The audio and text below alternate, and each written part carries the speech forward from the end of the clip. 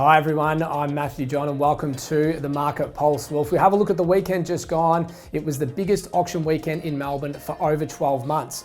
In all the capital cities in Australia, we had a total of 2,600 properties go to auction. In Melbourne, we had 1,528. So well over half the properties that went to auction around the country were in Melbourne. And that does come down to the fact that we do have the long weekend coming up next weekend with the Melbourne Cup. So there were a lot of properties that were pushed with the campaign ending the week before the long weekend. So what did we see with the big test for the Melbourne market on the weekend? A preliminary auction clearance rate of 77%.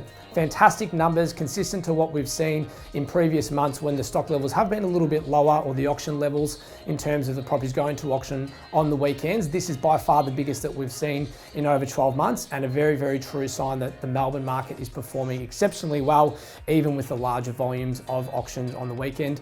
If we do compare this to the auction this time last year, or the auction weekend this time last year, we were sitting at around 48% for a clearance rate. So we're almost 30% above where we were sitting this time last year. And as we've said for a number of months now, we are seeing really low stock levels of properties on the market, even coming into the spring period, which is what's causing this huge rush of buyers coming on and purchasing properties.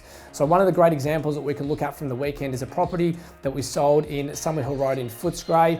This property was quoted 900 to 990,000. We had a fantastic campaign on the weekend. We had 5 bidders at auction, which pushed it to a sale price of 1,220,000.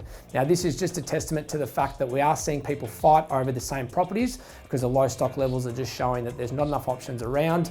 And really, as a buyer, you've only got probably 2 or 3 weeks left this year to spot yourself a property that you're interested in. After the next 2 or 3 weeks, we will see the stock levels probably stop in terms of new stock coming on the market, and then it really will be just a matter of the properties that are there selling prior to the end of the year.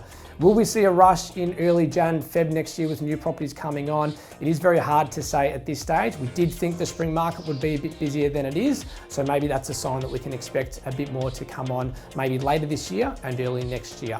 That's all for this week. Look forward to seeing you next time.